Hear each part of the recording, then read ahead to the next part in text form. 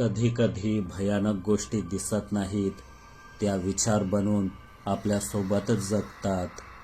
एक गाव जे एका रात्रीत रिकामी झालं. ना आरडाओरडा, ना रक्त, ना लढाई, फक्त पडझड झालेली शेकडो घरं आणि एकही माणूस नाही. ही गोष्ट आहे राजस्थानच्या वाळवंटातील कुलधरा गावाची. जैसलमेरपासून काही किलोमीटरवर वाळवंटाच्या मधोमध आजही उभं आहे ते गाव कुलधारा. तिथे घरे आहेत, दारं आहेत, चुली आहेत, पण कुणाची चाहूल नाही, आवाज नाही. पक्षीसुद्धा इथे जास्त वेळ थांबत नाहीत. 18व्या शतकात इथे पालीवाल ब्राह्मण राहत होते, सधन आणि हुशार. पावसाचं दुर्भिक्ष असणाऱ्या वाळवंटात पाण्याचं अचूक नियोजन करणारे.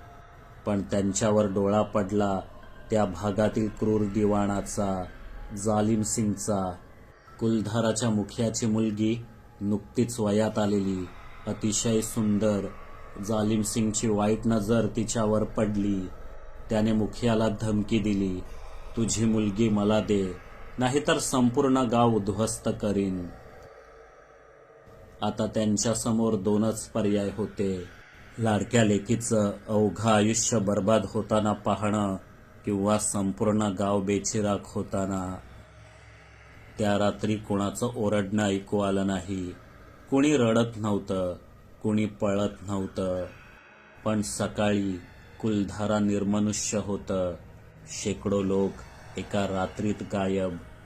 ते कुठे गेले कुणालाच ठाऊक नाही.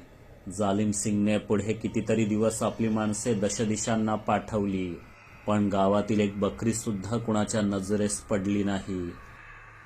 परंतु त्या रात्री